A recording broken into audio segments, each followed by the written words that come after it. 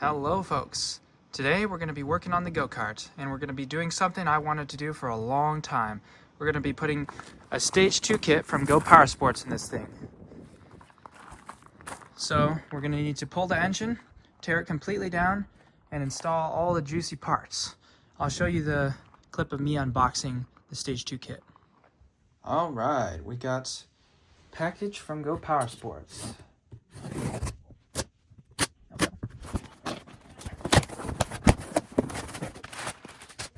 Ooh, nice. Oh, that's taped down to the box, actually.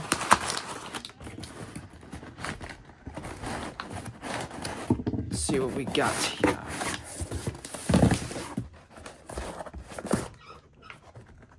Oil stain. Wonder what that means. Ooh. Hot 265 cam. CL. That probably stands for cam, I don't know. But I know what's in here.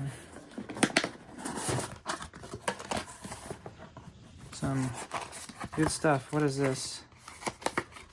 The information about the Hot 265 cam. Okay, cool. That's why it's got oil on it, because they like pre-oiled it. I won't get that on the floor. Oh yeah, there's the cam. Valve springs. Some heavy valve springs. Here's our gaskets. Head gasket that's thinner, and our side cover gasket. Want to be careful of those. And then here we should have from ARC the billet flywheel. This is going to be a beautiful piece in here.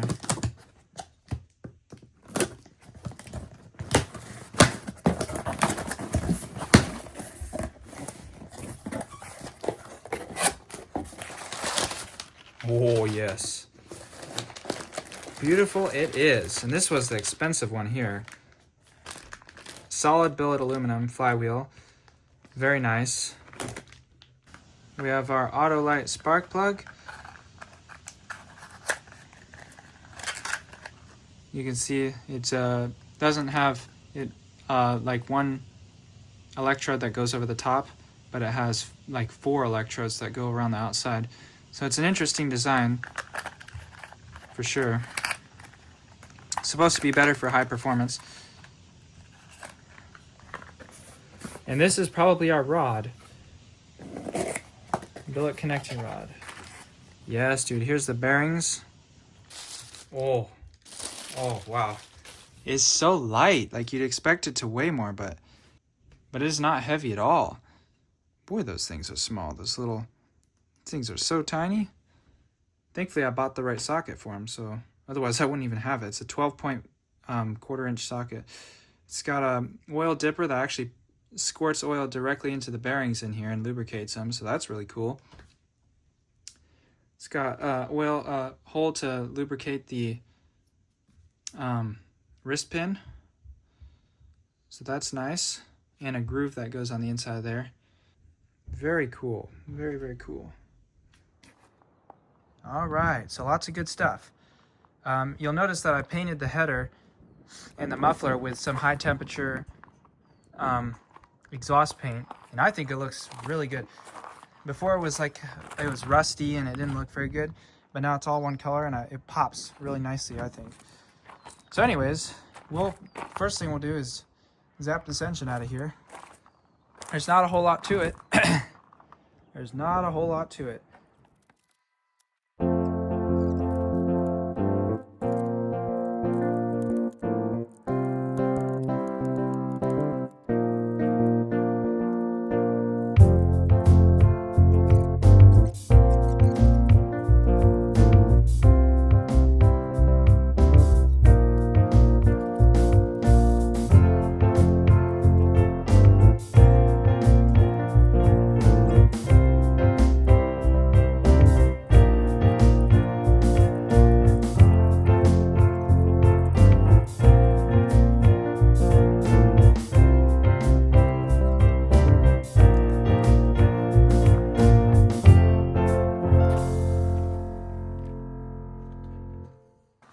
All right, got her out.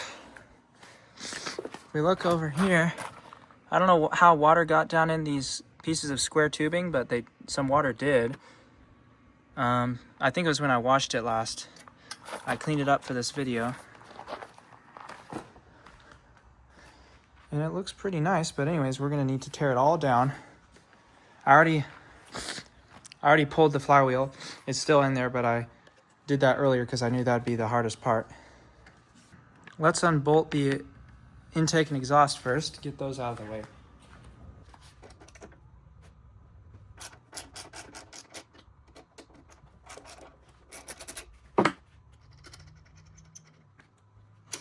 I usually don't work on a table, but I'm sick and bending over just isn't going to be fun. And this is going to take a while, so might as well have it up on a table. I can have a nice clean surface to work off of. Okay,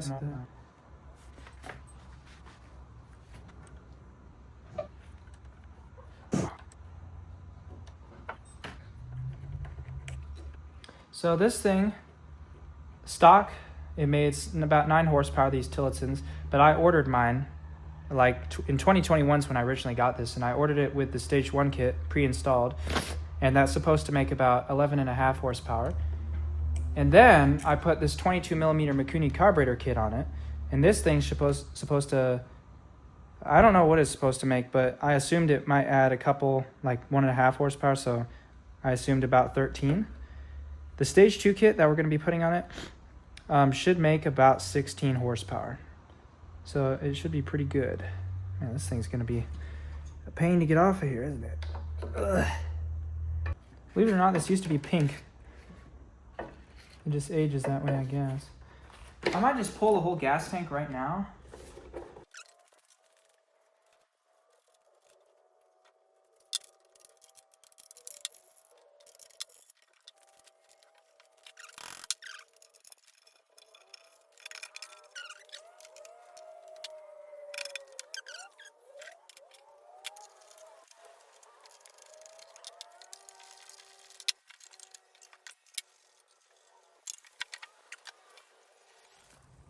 So we won't work on the clean bag until when we're assembling the engine, and we want everything to be clean. All right. Meanwhile, let's deal with this flywheel. All right. This flywheel has never been pulled off until now. Wow. Look at the amount of dirt in there. Look at how thick that is. Wow, that's crazy. Yeah, it was run in some dusty conditions, that's for sure. All right, now we'll pull off the 30 series on this side.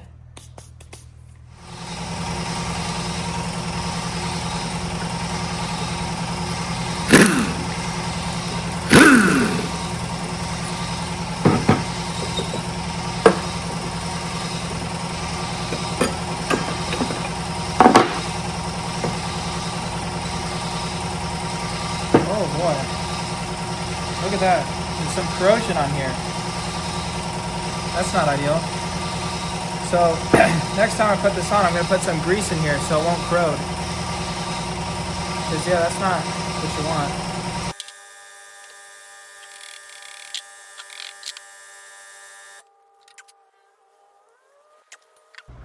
Alright, now that we got some of the stuff out of the way, we can drain the oil out of this thing.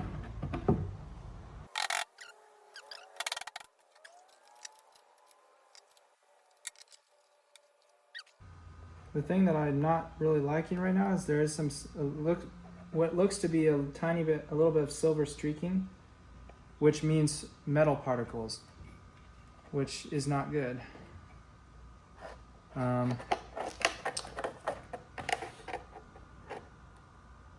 knows? This thing has been through a lot. We'll open this up to give it some air to breathe. It is due for an oil change. I changed it last year. The only reason I wait so long between intervals is because I don't drive it a ton. Probably just had a few hours on it between then and now. But yeah, it dirtied that oil up pretty good.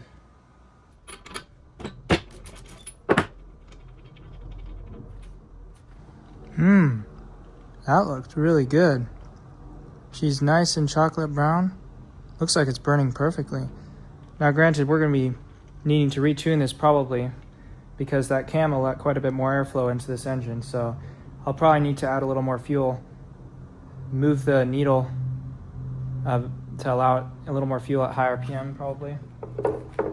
It should probably still be jetted correctly though.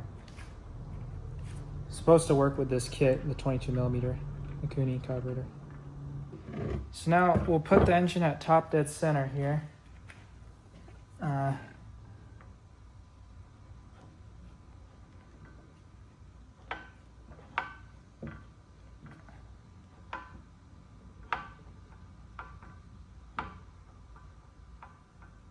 Right there. Now I'll take off the side cover. Now, something rather concerning is if you notice, let me get a bag so all over everything. If you notice this bolt right here, it's got wear in it. That's because the chain actually rubs right here a little bit, so it actually wore that bolt some. And that's not good. How that happened, I honestly, why is the chain even that high up? It's really weird. So we'll position this such so that way all the oil will be caught by this bag, hopefully.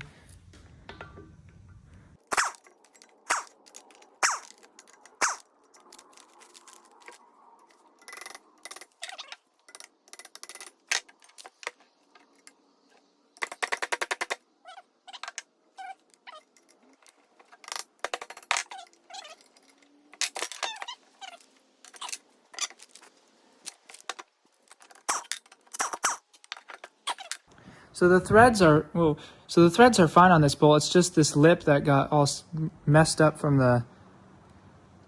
the chain. Huh.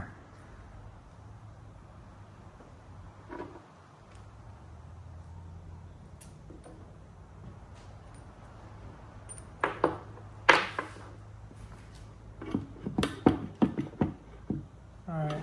It's okay if we tear the gasket because the kit comes with a replacement gasket. I think I'm dirty.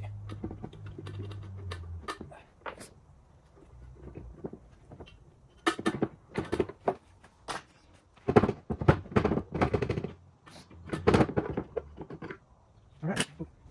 Side cover's off. Main bearings. Feels pretty good.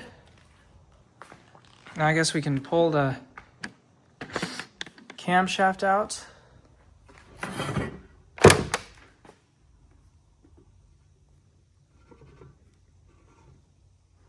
I'll turn it so the markings in the cam align, and that should be the perfect spot to pull the cam out. Oh yeah. All right.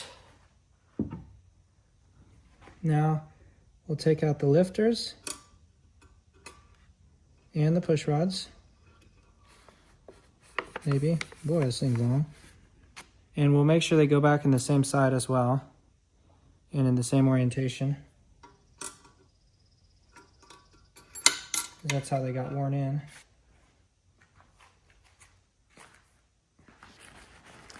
Yeah, I would say that cam has a little wear on it. You can see, I don't know if it rounded those tips or if the profile was exactly like that, but you can see over here towards the corner there's something. Then over here it's kind of more of that. But it's okay because we will be replacing the cam. All right, so now we're gonna pull out this crank. So we need to undo the bolts that hold this thing on here. So you can see there's two 10mm bolts on either side.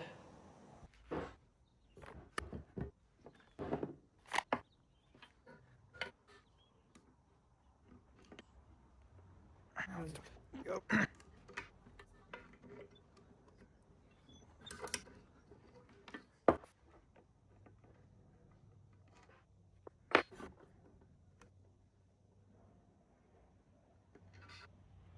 Well, just give it a little taps. There we go. There's no bearings, so The crank we're putting, or the rod we're putting in it will have bearings, so that'll be a significant upgrade. Ew, that don't look super good. You can even feel it. Well, that's probably why there was metallic junk in the oil. The good news is the crank is probably fine because it's just aluminum on steel, so which one's going to wear away first? Obviously the aluminum. So even if this is kind of not good looking, the crank should be fine, hopefully. All right.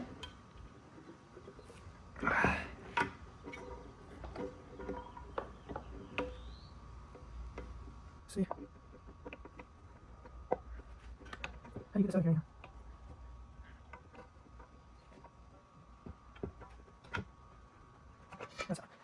All right.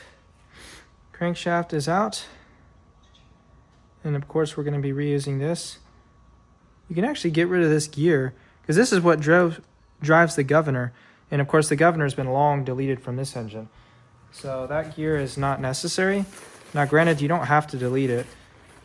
You can leave this gear and it doesn't hurt anything. But we also don't need it. It's just press fit on. Because this bearing in here rides on this surface, not on this. So we don't have to worry about the bearing, any issues with that. Less rotating mass? By a tiny, tiny, negligible amount, that's for sure.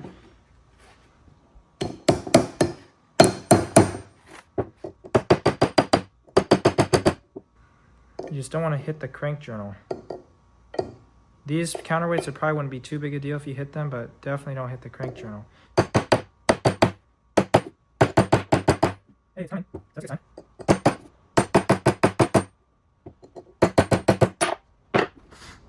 All right.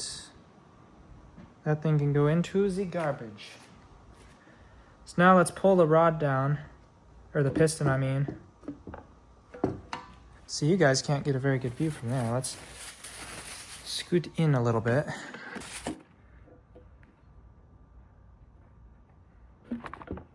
Boy, that's...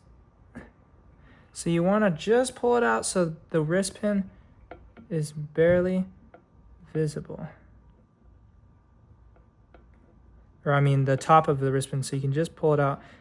Because otherwise I'm going to have to put this piston back in, and I don't really want to do that. If I pull the rings out, it makes it quite a bit more difficult.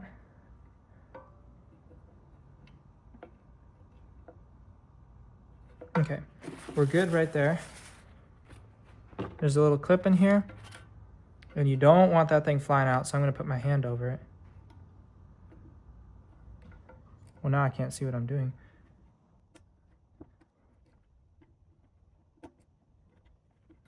All right, we got the clip out.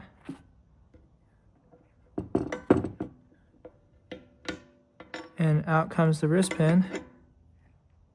Piston pin, same thing. So you can see wear on it, but that is...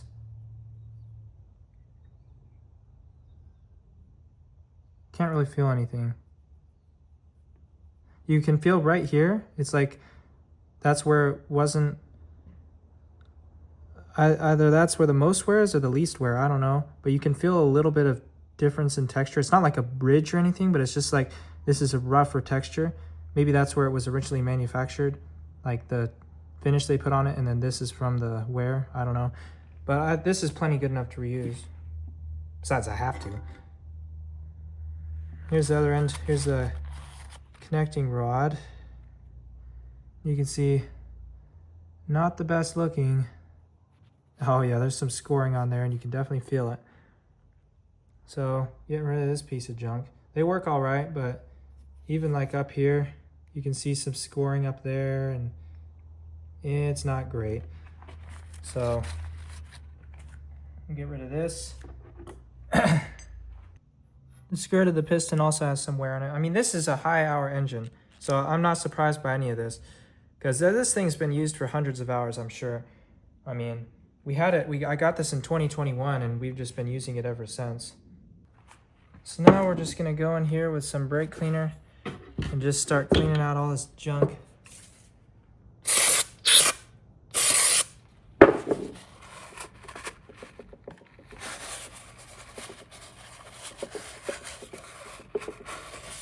All the sludge in the bottom. Ew.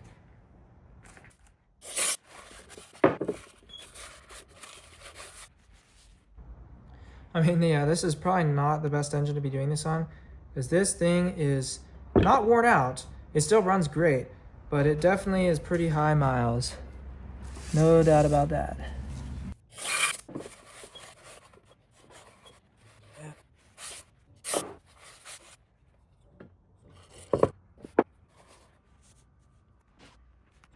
Blow out the drain ports.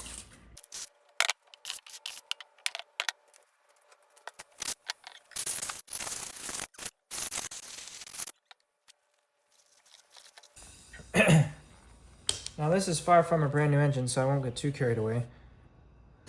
Put the drain bolts back in.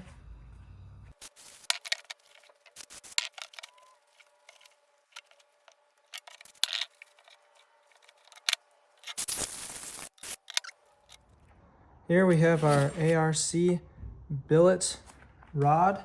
It's an absolute work of art, and it has an pressure oiling system where the dipper scoops oil and forces it through that hole into this hole here. And of course it has actual bearings as well. You can see marks. I don't know if that's a problem or not. That's not ideal.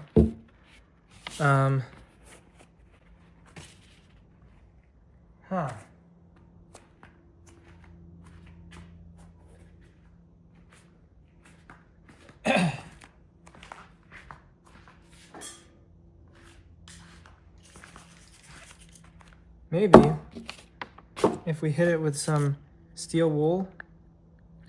This is not a good method for polishing a crankshaft, but I just want to see if I can take care of a little bit of those ridges on here. Well, there's no ridges, you don't really feel them. It's just what you can see. That may have not helped at all, but it's like you can almost feel it, but it's not really. Hopefully it won't be an issue. But you can see this is way shinier, these bearings. We got a 1/4 inch 12-point socket.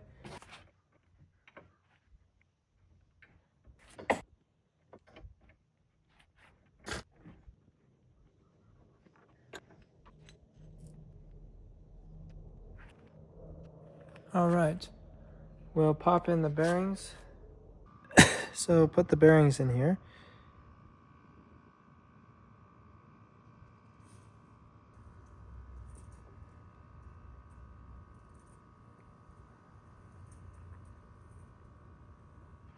Put the other one in.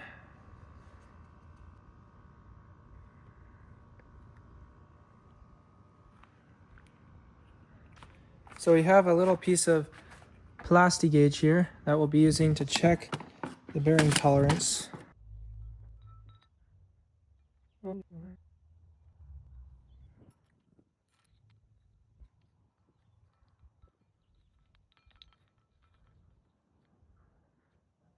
So it's 7.5 foot-pounds, then 10, and then finally to 14, which is the final torque. All right, so 7.5. That's 7.5 right there. I kind of doubt this thing's that accurate, but it's what we got.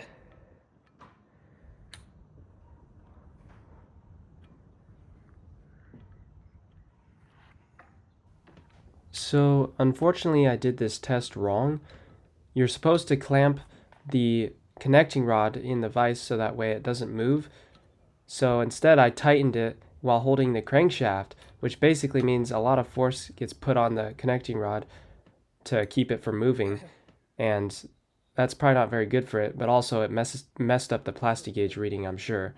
So this is definitely not how you do a plastic gauge test. I don't think I hurt anything, thankfully.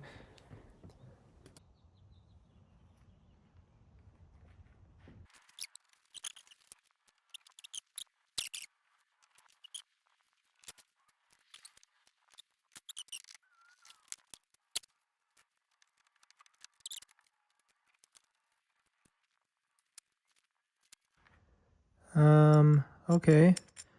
That was far from a perfect plastic gauge test. But let's see what that comes out to.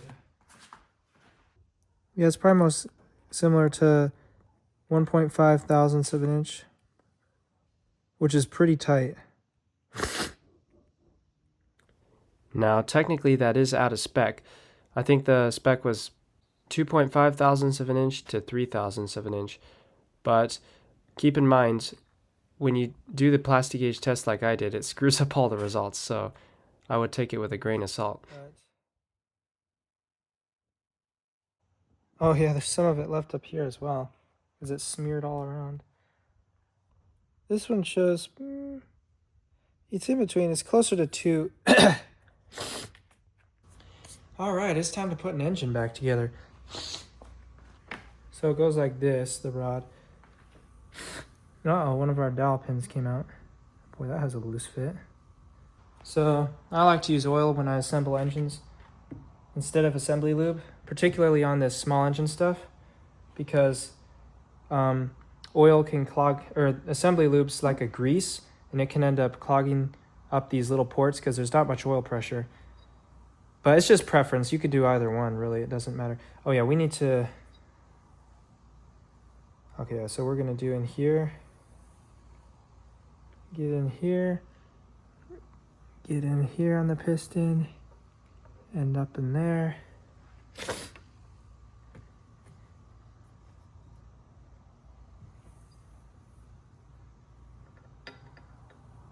We'll get the wrist pin all covered in oil.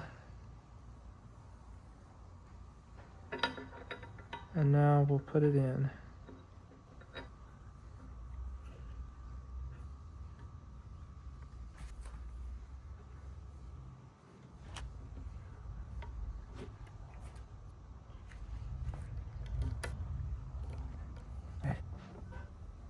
Wrist pin is in. We can now push the piston back up in here. All right, we're now ready for the crankshaft. Get oil all on the crankshaft journal.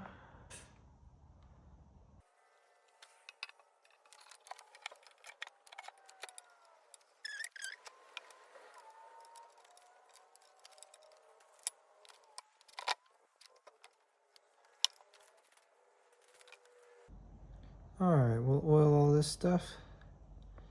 This bearing surface here.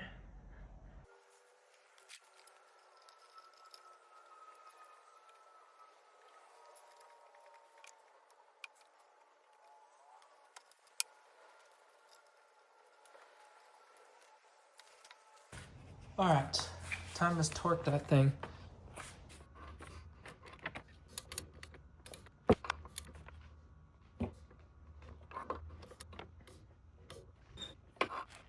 All right, now we go up to 10.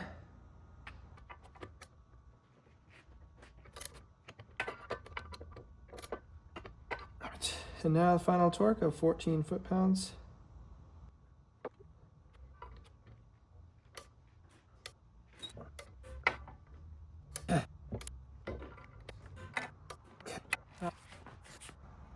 Oh yeah, that feels nice. I was so worried that it was gonna be like locked up or something because of how tight the tolerance was.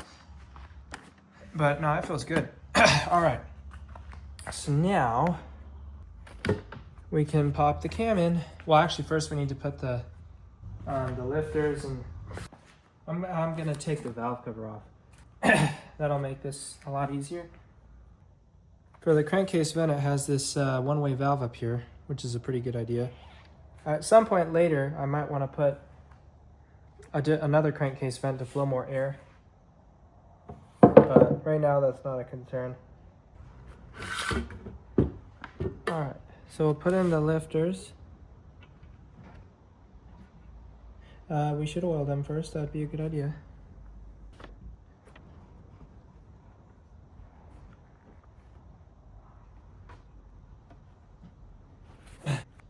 All right, we're now ready for the cam. Guess which one is stock? It's not a huge difference, but this is the Hot 265 cam on the top for you. And you can see it definitely has more lift and also more duration, just more everything. More overlap, as you can clearly see. Alright, so they already had it oiled a little bit, but we'll put more on it. Cover the lobes in oil. It has a compression release, actually, which is good, because the old one did as well. So now, obviously, we want to put this thing back in time. So we'll line up the dots when we put it in.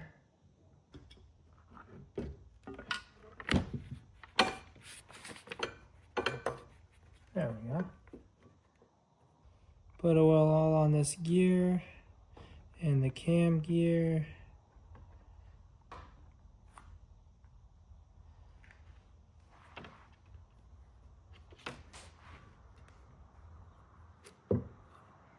Hands are too greasy to turn it. Now I'm not even gonna replace the gasket because this gasket's still perfect. So there's no need to do that. Put oil on this piece of the...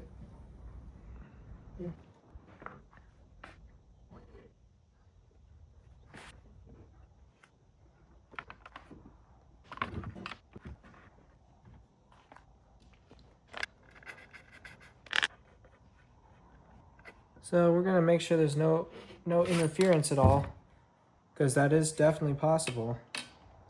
I hope not, because then we'll have to do grinding on stuff.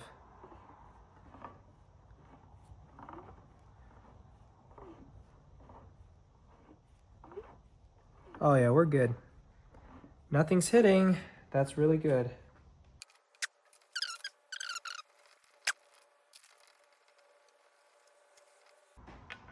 We'll put the messed up one down here. And it's not ideal, but it'll work for now. Because the threads, once again, are not damaged at all. It's just the head that's kind of messed up.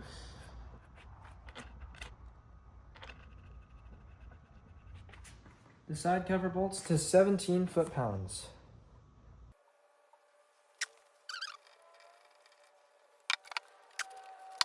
Just snugging them a little bit, and then we'll go to torque them.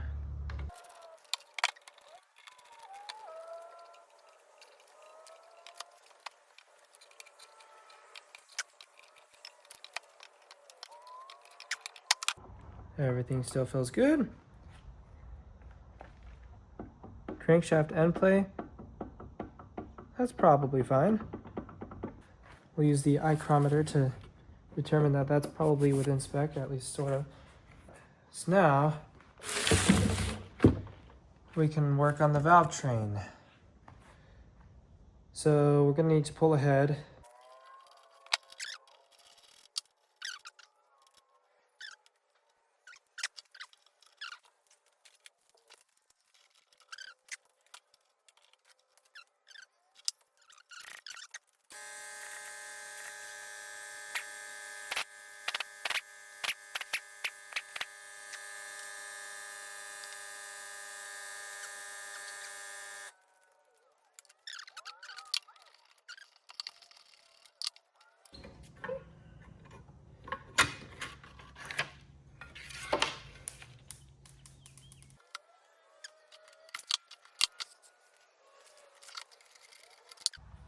All right, so off camera, I'm going to scrub all the carbon off of here, and then we're going to install our heavy valve springs. All right. So we got the head cleaned up a little bit, and also the piston in there, you can see. So now it's time to pull the valves springs off, and we'll pull the valves out while we're at it and check things out. All right, so here's a tool I've never needed to use before. I actually bought it just for this, but this is for pulling valves. You could probably get these out by hand, but these keepers are kind of stuck in there.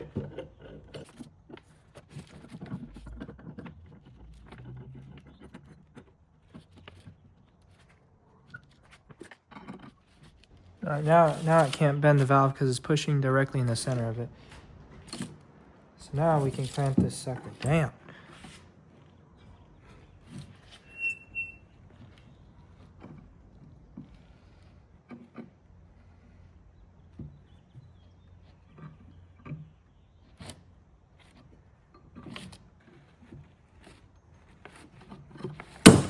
Oh, finally. Man, that thing was tight. I had to crank it so much.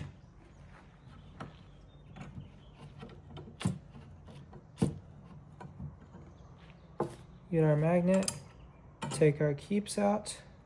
So that thing was just super stuck for some reason.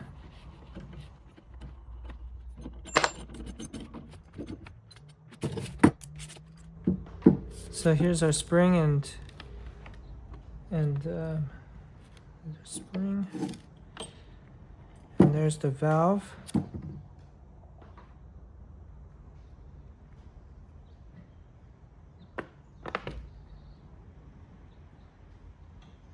I don't think it's bent. You can see it was sealing good once I wiped away the junk that was there. Same thing with the valve. This guy is good to go back in. Put a little oil.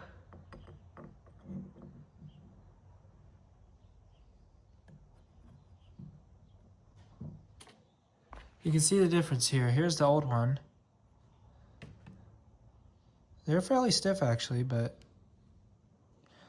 not too bad. And then the new one is a 26 pound. The old ones I think are 18s. So they're a little bit stiffer. They'll definitely allow higher RPM. Now there's the intake side, it's recessed. So you want to use the longer spring for that because they're two different lengths. So the longer spring goes here.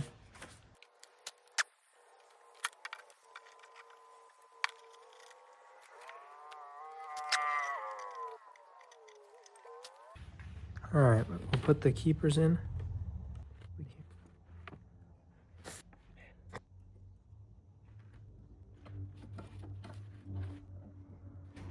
All right, now we should just be able to, one worked, the other did not.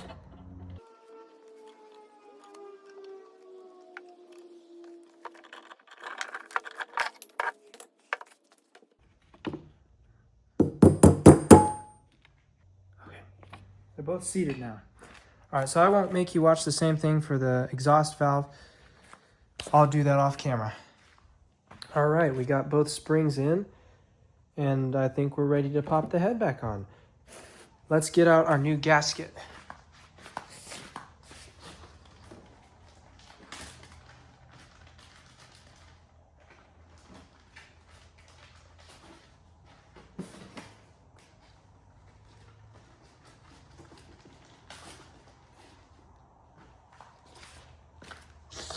So there's actually nothing wrong with the old head gasket, but the reason we're putting a new one is because increased compression. You can see the difference in thickness here.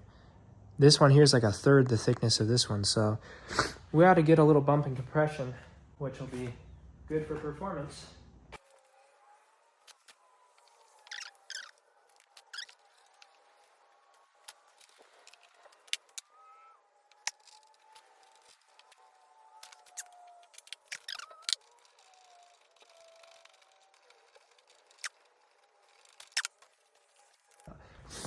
The torque spec for this head is 22 foot-pounds, for these head bolts, rather.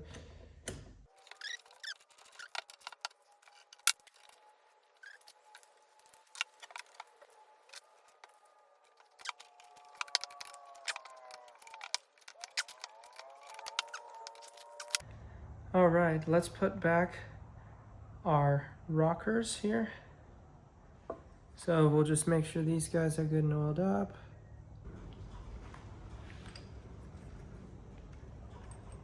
Oh yeah, and this stuff, we'll put some oil in these holes.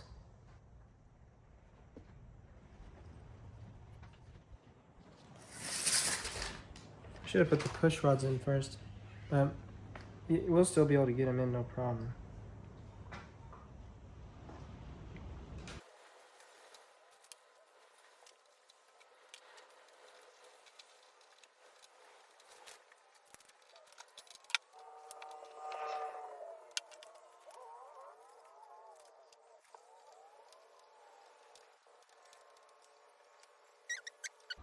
they're adjusted all the way out. And there's still not enough room to get the push rods through. How's that even possible? Did I not put them in the right spot or something? So we have to take those rockers out again is what's going on. That's so annoying.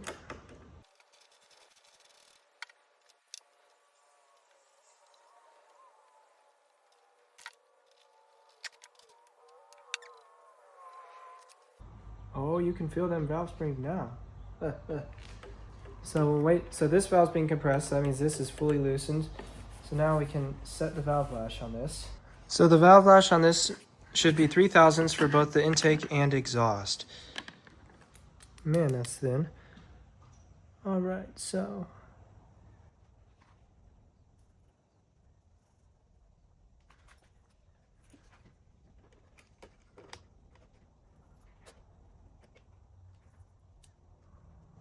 All right, that one is set good. Whoa, yeah, those are some valve springs there. Uh-oh. Ah. Man, it's hard. Like, it's hard to turn it over with just the crankshaft in my greasy hands. Like, you can see the valve overlap. Look at that. You can literally see the valve overlap. That's awesome. Never mind, I got it. All right, let's adjust this valve now. Oh yeah, make sure these things got oil in there.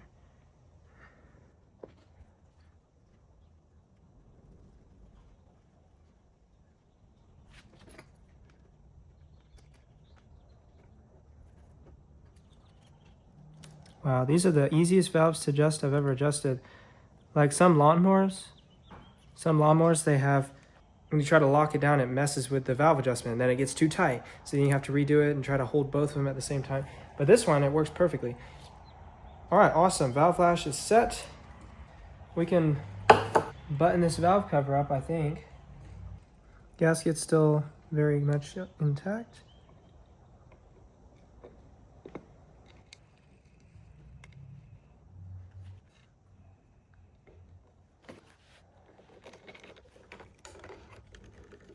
Valve cover, I don't know the torque spec for it, but just snug them up, I guess.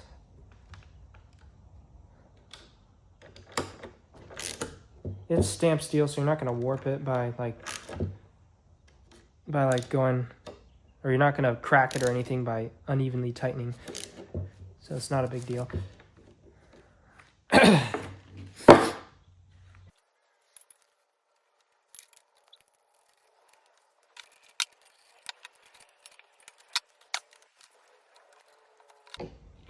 All right, I think we can do the flywheel now.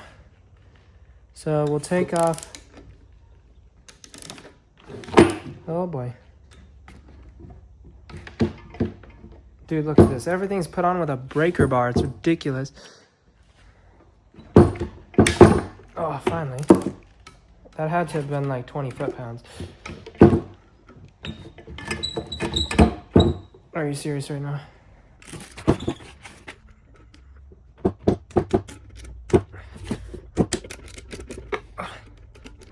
What? Looks like one side adjusts? No, they both adjust. Okay. Okay, good. So now, let's get our beautiful billet aluminum flywheel and get my grimy hands all over it. So we're gonna lap in this flywheel. Hopefully.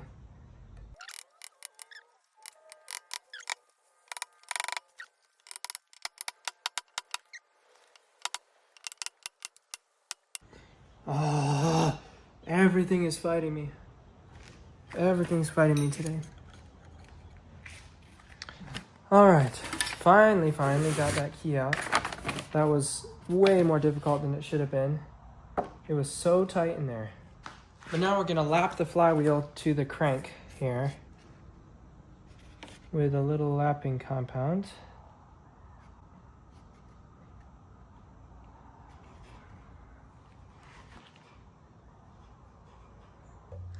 I think it'll actually be easier to just get this thing out of here.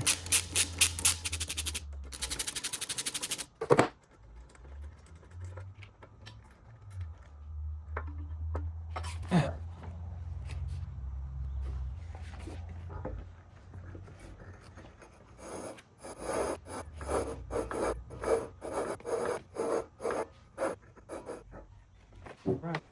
So we'll now get a clean rag.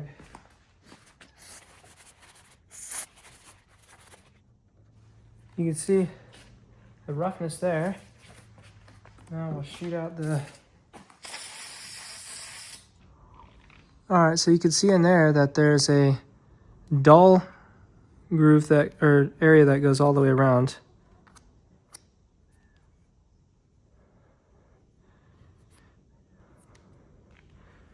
And same thing on the crankshaft, hopefully. Yeah. So our flywheel is properly been lapped to the crank. So now I'm gonna sand down the key a little so it won't go in quite so tight.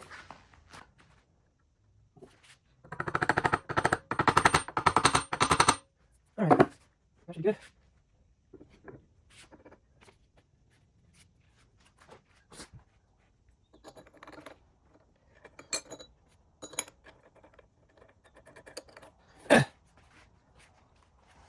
So you're supposed to torque this thing to 55 foot-pounds. The question is, how do we get there without using the impact? Because this whole thing's gonna want to spin. Oh, but it looks so good though. Well, I'll let you know when I've got it torqued. All right, so next thing we're gonna do is set the coil gap on here. Let me see. We're gonna set the coil gap to about 55 thousandths. And I know that seems like insane because a lawnmower coil gap you usually want 12 to 15 thousandths. But this thing is meant for high RPM. So you want that coil gap nice and wide. And also these are very strong magnets. Like just to give you an idea here, I mean, you can drag the whole engine with the magnets on there. Okay, so I found out why the coil bolts were so stuck because they were corroded. So we'll put a little oil on those before we put them back in, and that should help. Grease would be better. Never Seas would be even better, but this will be fine. Besides, I probably won't take this thing off for a long time, if ever. Let's see here. How do we want to do this? So we'll get our thing. This thing doesn't even go up to 55 thousandths. It goes up to 40 thousandths, my feeler gauge, so that's not going to work. But I usually set coil gaps with a piece of paper or something. So basically, a piece of paper won't nearly be good enough. I don't know. Is this? That's probably way more than 55 thousandths. Yeah. Maybe if I smash in all the little corrugated section.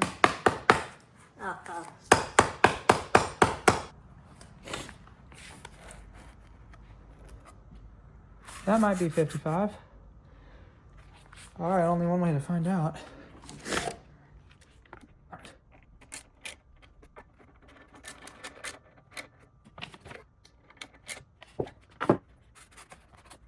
Whoa. Now that is a coil gap right there, son. There's no way that's way more. Let me check. It's definitely not. It's not too small. The bottom one, yeah, it's like 40,000. It's like 40 thousandths. Fits in there just barely. So that's literally, if anything, too small. But I think it'll run like this just fine. They recommend 30 something, like 35 thousandths to 55 thousandths. So, or even a little more. So I think it should be fine at like 40 thousandths, which is about what it's at. And if not, we can always adjust it later. How did the plug wire go?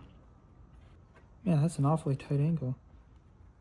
Does anyone remember how this thing... Did I put this thing on upside down? Did I put the coil on upside down? Was this not up? I think I must have done it upside down. Yeah, I think it's upside down.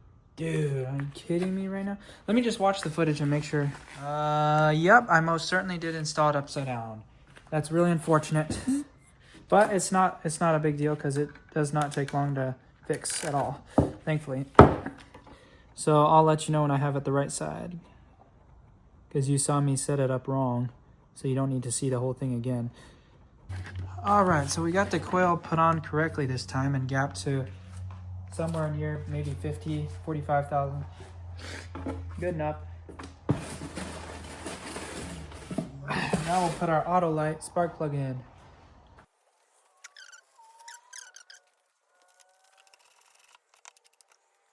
Let's feel that compression. Now, granted, this has a compression release.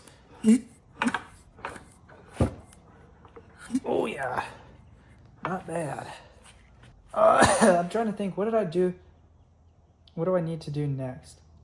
Probably put the fuel system back on? Yeah, I think we're to that step already. Awesome. For some reason, I left like a full tank in here, which was definitely not a good idea.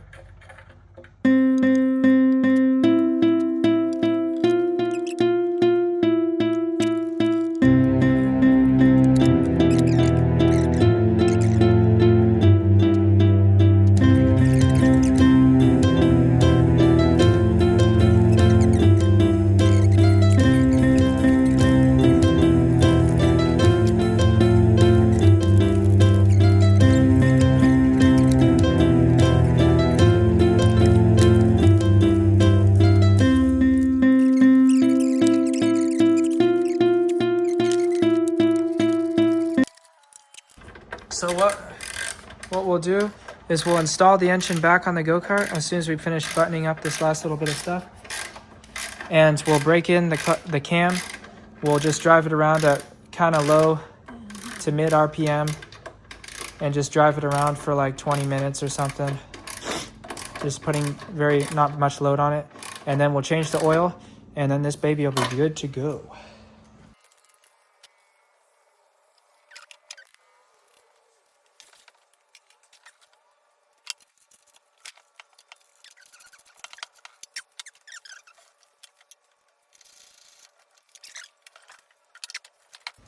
Now for our break-in, we'll just be using some 1030, nothing special.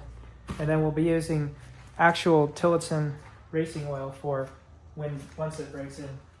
Now these don't hold much, so you want to take it easy.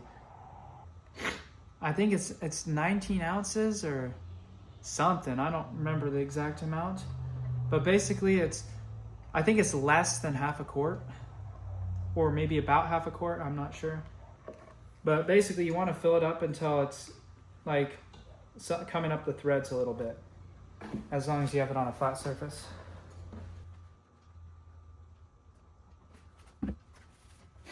Uh-oh, I think overfilled it. Yeah, we overfilled it. No, dude, just what I said not to do. And then I went and done it. Alright, hang on. So you tilt it up.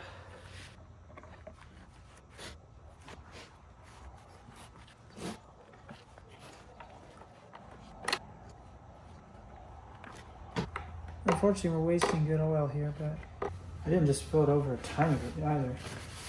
It's a mess. Alright. Alright, we'll throw it back on the go-kart and let you see when we start this thing up. I cleaned the carbon though. Alright, boys. The moment we've been waiting for. Also, I moved the needle in the Mikuni carburetor, the clip on the needle up or down. I moved it down one slot, which should give it a little more fuel to compensate for the more air that's going to get in. All right. It's always a good idea. Either have it up against something or have someone in there ready to hit the brakes. The brakes will overpower the engine.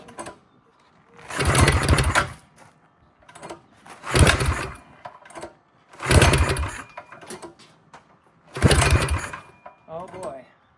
That ignition timing is making it hard to start. Or something. A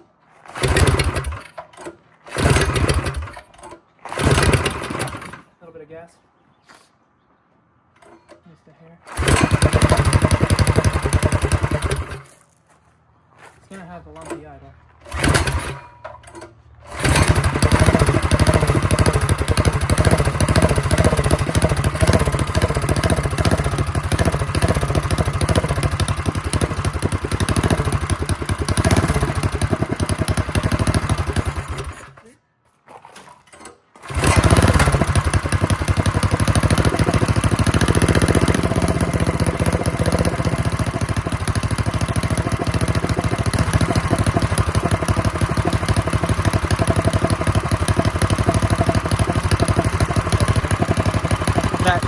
That idle is crazy.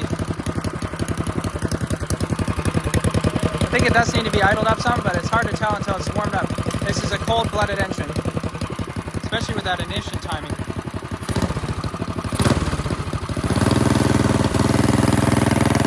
It won't come alive until high RPM, but we gotta break it in.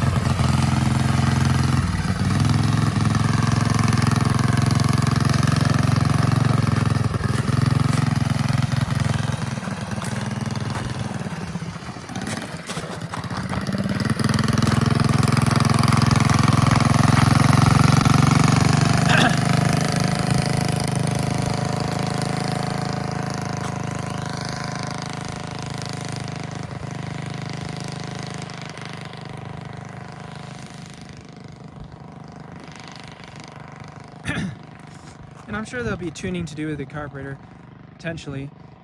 Maybe it didn't need extra fuel.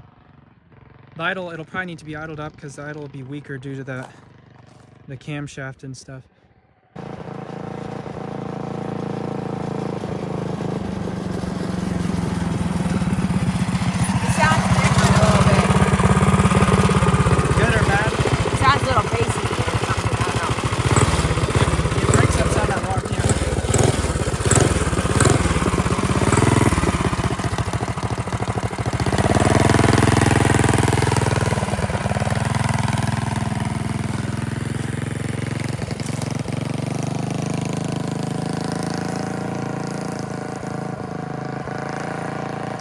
We'll let you know when it's broken in, and then we'll drain the oil, and then we can really go ham on it, see what it's got. I might rev it out just a wee bit before. It'll probably be fine. So we got the oil changed, and it didn't look too bad. It was really hot though, no surprise there. But anyways, I think we're ready to see what this thing will do now. We can open her up a little bit.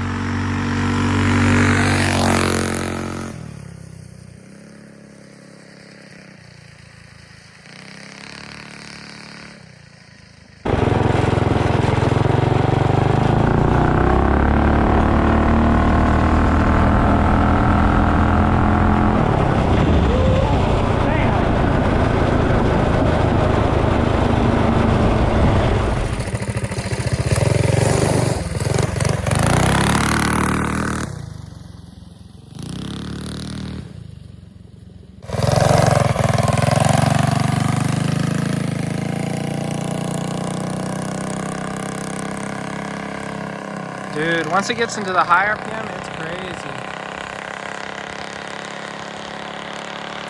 It's definitely a different engine. It just handles way differently. Of course, it's hard to tell with the CVT.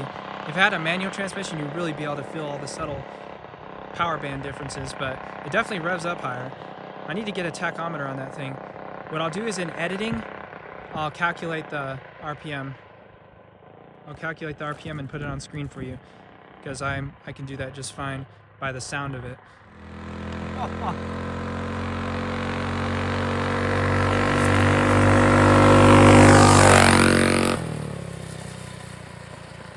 It's pretty rowdy.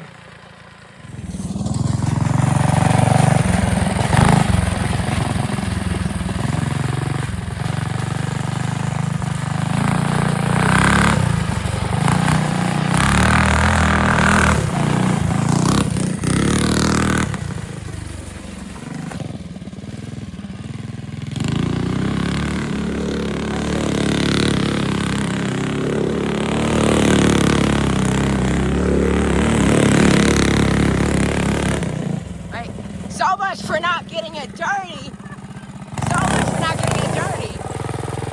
Go around and go around again. I need to get the other.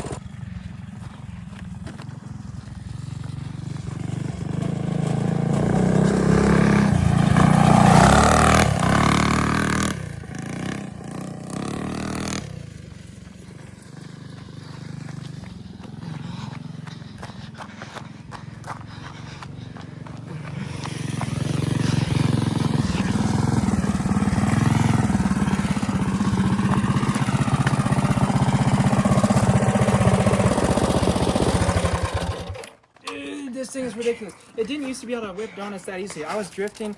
I mean, it just kept pulling the entire time. It definitely has more power. A substantial amount more power. All right, folks. I think this will be it for this video. I hope you enjoyed. Probably my longest video. I don't know. I haven't edited it yet, but I'm going to guess it's over an hour, probably. But anyways, if you stuck around to the end, I appreciate it. Thank you for watching, and I will see you next time.